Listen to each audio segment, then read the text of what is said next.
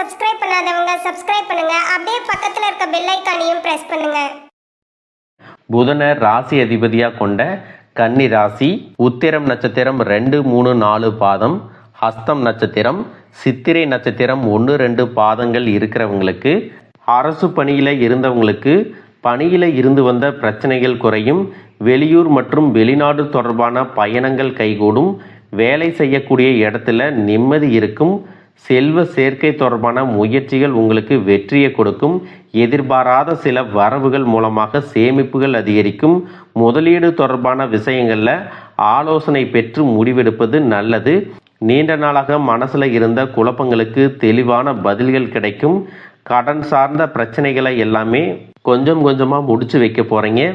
தாய் மற்றும் தந்தை வழி உறவுகளில் சின்ன சின்ன பிரச்சனைகள் வந்தாலும் எல்லோரையும் அனுசரித்து போகிறது உங்களுக்கு சிறப்பான பலன்களை கொடுக்கும். இது நாள் வரைக்கும் உங்கள் வாழ்க்கையில் நடந்த சில சம்பவங்களும் துரோகங்களும் உங்களுக்கு மிகப்பெரிய அனுபவத்தை கொடுத்திருந்தாலும் சில விஷயங்களை எல்லாம் இன்னை வரைக்கும் உங்களால் ஜீரணிக்க முடியலை. அதனாலேயே நிறைய நேரங்களில் உங்களுடைய மனசு வெறுத்து போய் இந்த வாழ்க்கையில் இதுக்கு மேலே நான் என்ன கஷ்டப்பட வேண்டியிருக்கு, எனக்கு இந்த வாழ்க்கையை வாழவே பிடிக்கலை அப்படின்னு நெகட்டிவான எண்ணங்கள் கூட சில நேரங்கள் வரும்.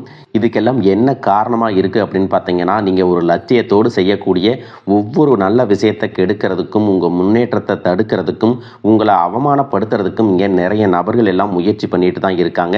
ஆனாலும் அவங்களுடைய திட்டங்களையும் சதிகளையும் சூழ்ச்சிகளை எல்லாம் தாண்டி இப்போ வரைக்கும் நீங்கள் ஓரளவுக்கு நல்லா இருக்கீங்க அப்படின்னா உங்ககிட்ட இருக்கக்கூடிய நல்ல எண்ணங்களும் கடவுள் பக்தியும் இதுவரைக்கும் நீங்கள் செஞ்ச தர்ம காரியங்களும் தான் உங்களை காப்பாற்றிட்டு இருக்கு.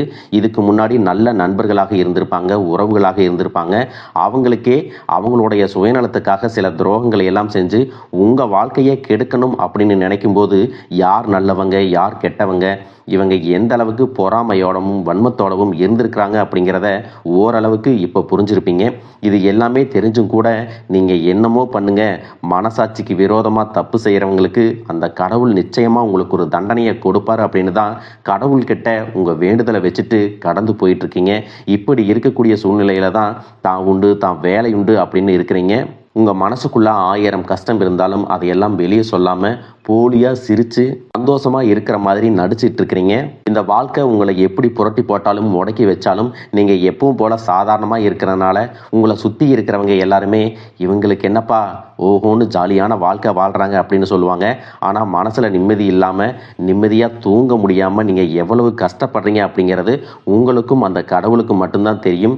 இந்த மாதிரி உங்கள் வாழ்க்கையில் திடீர்னு ஒரு பிரச்சனை வரும், உடம்பு சரியில்லை, ஹாஸ்பிட்டலில் பெருசாக செலவு வந்துருச்சு, பிஸ்னஸ் எல்லாம் லாஸ் ஆயிடுச்சு, திடீர்னு பண பிரச்சனை அப்படின்னு நீங்கள் முடங்கி போயிட்டா கூட உங்களுக்கு உண்மையாக கூடவே நின்று உதவி செய்கிறதுக்கோ ஆறுதலாக 4 வார்த்தை பேசுறதுக்கோ அவ்வளோ ஏங்க திரும்பி பார்க்க கூட ஆள் கிடையாது.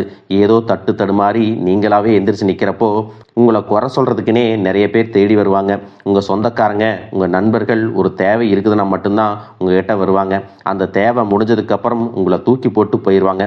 மறுபடியும் அவங்க வந்து உங்ககிட்ட உதவின்னு கேட்டால் அவங்க முன்னாடி செஞ்ச துரோகத்தை எல்லாம் மறந்துட்டு மறுபடியும் அவங்களுக்கு உதவி செஞ்சு ஏமாறக்கூடிய ஏமாளிகளாகவும் நீங்கள் இருப்பீங்க. இந்த வாழ்க்கையில் எப்படியாவது முன்னேறணும் அப்படிங்கிறதுக்காக தினம் தினம் கஷ்டப்பட்டு உழைக்கக்கூடியவங்களாக இருக்கீங்க. என்னுடைய வாழ்க்கையில் என் மனசாட்சிக்கு தெரிஞ்சு நான் யாருக்குமே கெடுதலையோ கஷ்டத்தையோ துன்பத்தையோ கொடுத்ததில்லை, எனக்கு மட்டும் ஏன் இந்த மாதிரியெல்லாம் நடக்குது அப்படின்னு பெரும்பாலான நபர்கள் நிறைய நேரத்தில் சொல்லிட்டு தான் இருக்கீங்க. உங்களை பொறுத்த வரைக்கும் ஒரு பிரச்சனை வரும், அது கொஞ்ச நாள் இருக்கும், அதுக்கப்புறம் அந்த பிரச்சனை போயிடும். இந்த மாதிரி பிரச்சனை வரும் போகும் அப்படிங்கிற நிலைமையில் தான் நிறைய பேர் இருக்கீங்க.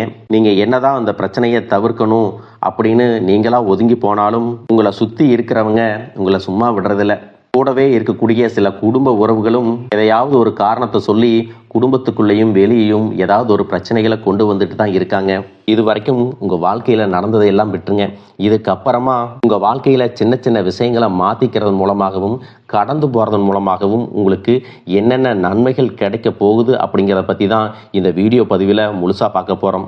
எதிர்பாராத பணவரவு, செல்வ செழிப்பு மற்றும் ஆடம்பரமான வாழ்க்கை உங்களுக்கு அமையும். சினிமா, டெக்ஸ்டைல்ஸ் மற்றும் ஆபரணங்கள் சார்ந்த தொழில்களில் இருக்கிறவங்களுக்கு அபரிமிதமான லாபம் கிடைக்க போகுது. சூரியனின் சேர்க்கையால் சமூகத்தில் செல்வாக்கு, பெயர், புகழ் மற்றும் ஆளுமை திறன் உங்களுக்கு அதிகரிக்கும். அடுத்ததாக பார்த்தீங்கன்னா கடகராசியில் உச்சம் அடையக்கூடிய குருவால் உங்களுடைய தன்னம்பிக்கை உயரப்போகுது. குடும்பத்தில் மகிழ்ச்சி கூடும். நீண்ட நாள் உடல் ஆரோக்கியம் இல்லாமல் இருந்தீங்கன்னா மீண்டும் உங்கள் உடல்நிலை சரியாகும். புதிய சொத்துக்கள் மற்றும் வாகனங்கள், செல்வம் சேர்க்கை இது எல்லாம் ஏற்படும். ஜூன் மாதத்தில் நடக்கக்கூடிய குரு பெயர்ச்சி கடகராசியில் உச்சம் அடைஞ்சு திருமண முயற்சிகளை வெற்றி கொடுப்பாரு. குடும்பத்தில் இருந்து வந்த பிரச்சனைகளை எல்லாம் தீர்த்து மகிழ்ச்சியான சூழல் உருவாகும். புதிதாக வேலை தேடிட்டு இருக்கிறவங்களுக்கு வேலை கிடைக்கும். வேலையில் இருக்கிறவங்களுக்கு பதவி உயர்வு, இடமாற்றம் மற்றும் புதிய பொறுப்புகள் எல்லாமே கிடைக்கும். மாணவர்களுக்கு கல்வி சிறக்கும்.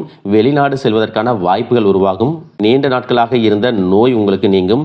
மன அமைதியும் நேர்மறையான ஆற்றலும் அதிகரிக்கும். பேச்சுவார்த்தையில் உங்களுக்கு எப்பவுமே நிதானம் இருக்கும். இதே நேரத்தில் கஜகேசரி யோகத்தின் மூலமாக சமூகத்தில் உங்களுடைய கௌரவம், அந்தஸ்து எல்லாமே உயரப்போகுது.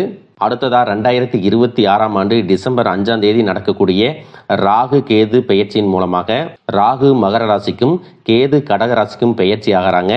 இந்த பெயர்ச்சிகள் காரணமாக கும்பத்தில் இருக்கக்கூடிய ராகு தொழில்நுட்பம், கண்டுபிடிப்புகள் மற்றும் சமூக மாற்றங்கள்லாம் முன்னேற்றத்தை கொடுப்பாரு. டிசம்பருக்கு பிறகு மகரத்திற்கு செல்லும் பொழுது கடின உழைப்பு மற்றும் தொழில் சார்ந்த பொறுப்புகள் உங்களுக்கு அதிகரிக்கும். கேதுவின் தாக்கம் எப்படி இருக்கும் அப்படின்னு பார்த்தீங்கன்னா உங்களுடைய தனிப்பட்ட அடையாளம் மற்றும் அகங்காரத்தை குறைச்சி சிறப்பான முன்னேற்றத்தை கொடுக்க போறாங்க. குடும்ப உறவுகள் மற்றும் உணர்ச்சிகளில் அதிக கவனம் செலுத்த வேண்டியதாக இருக்கும். உங்களுடைய திறமைக்கு அங்கீகாரமும் கடின உழைப்புக்கு ஏற்ற வெற்றியும் கிடைக்க போகுது. மேலும் உங்களுக்கு சிறப்பான பலன்கள் எல்லாம் கிடைக்கணும் அப்படின்னா ராகு கேது பாதிப்புகளை குறைக்கிறதுக்கு காளஹஸ்தி போன்ற ஸ்தலங்களுக்கு சென்று வழிபட்டீங்க அப்படின்னா மன நிம்மதியும் புதிய தெம்பும் கிடைக்கும். அடுத்ததாக சனி பகவானை பொறுத்த வரைக்கும் எப்பவுமே கடின உழைப்புக்கு நல்ல பலன்களை கொடுக்கக்கூடியவர். உழைப்புக்கேற்ற உயர்வு, நிதானமான முன்னேற்றம் இருக்கும். இது வரைக்கும் கடன் பிரச்சனைகளில் இருக்கிறீங்க, நீதிமன்றத்தில் வழக்குகள் இருக்குது அப்படின்னா அதுவெல்லாம் உங்களுக்கு முடிவுக்கு வரும். மேலும் ஏழை எளியவர்களுக்கு உதவுறது, சனிக்கிழமைகளில் குலதெய்வ வழிபாடு மற்றும் ஆஞ்சநேயர் வழிபாடு செய்வதன் மூலமாக சனி பகவானுடைய தாக்கத்தை குறைச்சி உங்களுக்கு சிறப்பான பலன்களை கொடுக்கும் அப்படிங்கிறத நீங்கள் ஞாபகம் வச்சுக்கணும். இது வரைக்கும் உங்கள் லட்சியத்துக்காகவும் குடும்பத்துக்காகவும் கஷ்டப்பட்டு உழைச்சி உங்களுடைய உடல் நலனை நீங்கள் கவனிக்காமல் விட்டுருந்துருப்பீங்க. இப்போ வரைக்கும் சிலருக்கு அது வெளியில் தெரியல அப்படின்னாலும் சின்ன சின்ன பிரச்சனைகள் மூலமாக உங்களுக்கு தொந்தரவு கொடுத்துட்டு வந்திருக்கும். அந்த உடல் சார்ந்த பிரச்சனைகள் முழுவதும் குணமாகணும் அப்படின்னா அதற்கு தகுந்த சிகிச்சை முறைகளை எடுத்துக்கிறது மட்டுமல்லாமல் உங்களுடைய உடல் நலனையும் நீங்கள் பாதுகாக்கணும். உங்ககிட்ட நிறைய ஆற்றல் இருக்குது, திட்டங்கள் இருக்குது, கடின உழைப்பு எல்லாமே இருக்குது. ஆனால் உடல் ஆரோக்கியம் இல்லாமல் போச்சு அப்படின்னா உங்களால் எதையுமே சாதிக்க முடியாது. இதற்கு பிறகாவது உங்களுடைய உடல் ஆரோக்கியத்தில் நீங்கள் கூடுதலான கவனம் செலுத்தினீங்க அப்படின்னா நீங்கள் செய்யக்கூடிய எல்லா காரியத்திலையும் உங்களுக்கு வெற்றி கிடைக்கும். எதிரிகளை எல்லாம் ஜெயிச்சு வருவீங்க. சிலர் பார்த்தீங்கன்னா நல்ல வேலை கிடைக்காம வீட்லேயும் சரி சமுதாயத்திலும் சரி நிறைய பேருடைய கிண்டலுக்கும் கேலிக்கும் ஆளாகி இருப்பீங்க. இன்னும் சிலர் குடும்ப கஷ்டத்துக்காக பிடிக்காத ஒரு வேலைக்கு போயிட்டு இருந்திருப்பீங்க. இதற்கு பிறகு உங்களுடைய தன்னம்பிக்கை அதிகரிக்கும். புதிய புதிய தொழில்நுட்பங்களை கற்றுக்கிட்டு நல்லதொரு வேலையில சேர போறீங்க. அரசியல்வாதிகளை பொறுத்த வரைக்கும் புதிய பொறுப்புகள், புதிய பதவிகள் எல்லாமே தானாக கிடைக்க போகுது.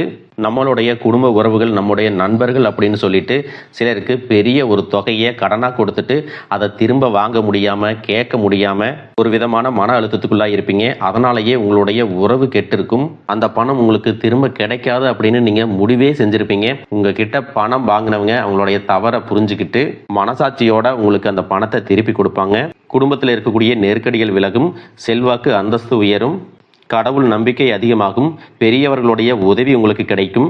உறவில் இருந்த சண்டை சச்சரவுகள் முழுவதுமாக விலகும். புதிய நண்பர்களும் உங்களுக்கு உதவி செய்வாங்க. தொழிலில் ஏற்பட்ட நெருக்கடிகள் விலகும். பொருளாதார ரீதியாக நலிவடைந்த நிறுவனங்கள் முன்னேறவும் போகிறாங்க. மேலும் மேலும் எதிர்பார்த்த லாபமானது உங்களுக்கு வியாபாரத்தில் கிடைக்க போகுது. புதிதாக தொழில் தொடங்கணும் அப்படின்னு நினைக்கிறவங்க இந்த காலகட்டத்தில் நீங்கள் தொழில் தொடங்கலாம். இது வரைக்கும் உங்கள் குடும்ப உறவுகளுக்கு நீங்கள் பெருசாக முக்கியத்துவம் கொடுத்துட்டு இருக்க மாட்டீங்க.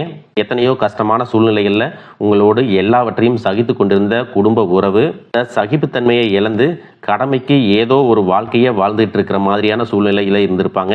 என்னதான் நீங்கள் குடும்ப உறவுகளை பத்திரமா பார்த்துக்கிறேன், எல்லாத்தையும் பூர்த்தி செஞ்சு கொடுக்குறேன் அப்படின்னு சொன்னாலும் குடும்ப உறவுகள் கிட்ட நீங்கள் மனம் விட்டு பேசணும். 20 வயசுல இருந்தாலும் சரி, 70 வயசுல இருந்தாலும் சரி, குடும்பத்தில் இருக்கிறவங்களுடைய மனநிலையை நீங்கள் எல்லா கட்டத்திலையும் புரிஞ்சுக்கணும். அவங்களுடைய வார்த்தைகளுக்கு மதிப்பு கொடுத்து சில விஷயங்களை திருத்திக்கிட்டும் சில விஷயங்களை மாற்றிக்கிட்டும் நீங்கள் இருந்தீங்க அப்படின்னா உறவுகள் உங்களை தலையில் தூக்கி வச்சு கொண்டாடுவாங்க. உங்களை பொறுத்த வரைக்கும் குடும்பத்தில் நிம்மதி முழுசாக கிடைக்கணும் அப்படின்னா சில இடங்களில் விட்டு கொடுத்து போகிறது தான் நல்லது அப்படிங்கிறத ஞாபகம் வச்சுக்கோங்க. இதையெல்லாம் சரியாக செய்யாத காரணத்தினால தான் நிறைய பேருடைய குடும்பத்தில் கணவன் மனைவியாக இருப்பாங்க, வெளியே போவாங்க வருவாங்க. ஆனால் உண்மையான அந்யோன்யம் இருக்காது, சரியாக பேசிக்க கூட மாட்டாங்க. சமுதாயத்துக்காக போலியான ஒரு வாழ்க்கையை வாழ்ந்துட்டு இருக்கிற மாதிரி இருக்கும். இதற்கு பிறகு உங்கள் வாழ்க்கையிலும் இதுவெல்லாம் நடக்கக்கூடாது அப்படின்னா மனம் விட்டு பேசி உங்க கூட அதிகமான நேரத்தை செலவிடணும். உங்கள் மேலே அவங்களுக்கு நம்பிக்கை வர்ற மாதிரி நடந்துக்கணும். பணம், வசதி, வாய்ப்புகள் எல்லாருக்கும் தேவை அப்படின்னாலும் அதை வச்சு நிம்மதியான அழகான ஒரு வாழ்க்கையை வாழ முடியாது. கோடீஸ்வரனாக இருக்கவங்க கூட கஷ்டப்படுறதையும், ஏழைகளாக இருக்கிறவங்க கூட சந்தோஷமாக இருக்கிறதையும் நம்மளால் பார்க்க முடியுது. சின்ன சின்ன விஷயங்களை கூட சரியாக பேசி முடிக்காத காரணத்தினால தான் பெரிய பெரிய பிரிதல்கள் எல்லாமே வருது. இன்னும் சிலருக்கு பார்த்தீங்கன்னா விவாகரத்து வரைக்கும் கூட போயிடுது. இந்த மாதிரியான விஷயங்கள் எல்லாமே உங்கள் வாழ்க்கையில் நடக்கிறதுக்கு நீங்கள் மட்டுமே முழுமையான காரணம் இல்லை. உங்களை மட்டுமே குற்றம் சொல்லிட முடியாது. சில கிரகங்களுடைய பார்வை, தசா புத்தியினோட பலன்கள் காரணமாகவும் இதுவெல்லாம் நடக்கும். சில ஜோதிட சூட்சமங்களை எல்லாம் நீங்கள் புரிஞ்சுக்கிட்டு சரியான விஷயங்களை மட்டும் செஞ்சீங்க அப்படின்னா உங்களுடைய வாழ்க்கையிலும் நல்லது நடக்கும். நீங்கள் விவாகரத்தே வாங்கியிருந்தா கூட 2 பேருடைய உள்ளத்திலும் தூய்மையான புரிதல் வர வரைக்கும் உண்மையாக நடந்துக்குங்க.